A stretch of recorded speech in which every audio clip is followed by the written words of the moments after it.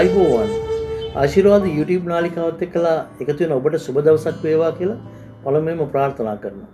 අපි දැන් ඔබේ දවසේ තත්ත්වයේ මාසයේ තත්ත්වය ගැන හොයලා බලනවා. ඔබට ප්‍රයෝජනවත් වෙන දෙයක් කියන්න තමයි බලාපොරොත්තු වෙන්නේ. අගෝස්තු මාසයේ සිංහ ලග්නිමියන්ට මිශ්‍ර ඵලදායක තත්ත්වයක් පවතිනවා. සිංහ ලග්නිමියන්ගේ ලග්නෙන් 11 වෙනිට කුජ මාරු වීම සිද්ධ වෙනවා. ඒ වගේම ධනස්ථානයේ සිකුරු නීච වෙලා මාරු වෙනවා. මෙන්න මේ නිසා සිංහ ලග්නිමියන් ටිකක් සැලකිලිමත් වෙන්න ඕන තත්ත්වයක් තියෙනවා.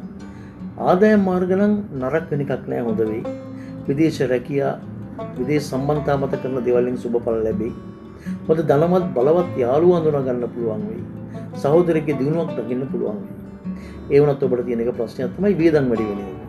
මේ මාසයේ වියදම් ඉහළ යන බවක් පේනවා. සමහර ලාට tempat මුදලක් පවා වැය වෙන්න ඉඩ තියෙනවා. ඒ හින්දා වියදම් කළමනාකරණය කර ගැනීම ගැන සිංහ ලග්නිමියන් ගොඩාක් සැලකිලිමත් වෙන්න ඕන කියලා මතක් කරන්න කැමතියි. සිංහ ලග්නිමියන්ගේ ලග්නෙන් 8 වෙනි සෙනසුරු ගමන් කරමින් සෙනසුරු අෂ්ටමයේ රාශි කපල තත්ත්වයකට පවතිනවා. සෙම රෝග, මාතාබාධ වගේ සෞඛ්‍ය ගැටලු වල පරිස්සම් වෙන්න ඕන තත්ත්වයක් තමයි සිංහ ලග්නිමියන්ට පවතින්නේ.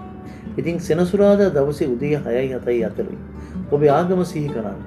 බෞද්ධෙක් නම් බුදු පහන දැල්වලා බුද්ධ පූජාවක් තියලා කටයුතු කිරීම ඉතා වැදගත් වෙනවා. දිනපතාම කරණීයමෙත් සූත්‍රය භාවිතා කරමින් මෙත් වැඩීම ඔබේ අපල දුරු කරගන්නත් යහපතක් ළඟා කරගන්නත් හේතු වෙනවා. දුගී මගී යාචක සේවක පීඩිත පන්තිය ගැන හිතන්න. කරදරයක් දුකක් කියාගෙන එන කෙනෙකුට හොඳට කන් දෙන්න. මුදලක් දෙනවට වඩා ප්‍රයෝජනක් වෙනවා කාගේ හරි දුකට සමන් දෙන එක.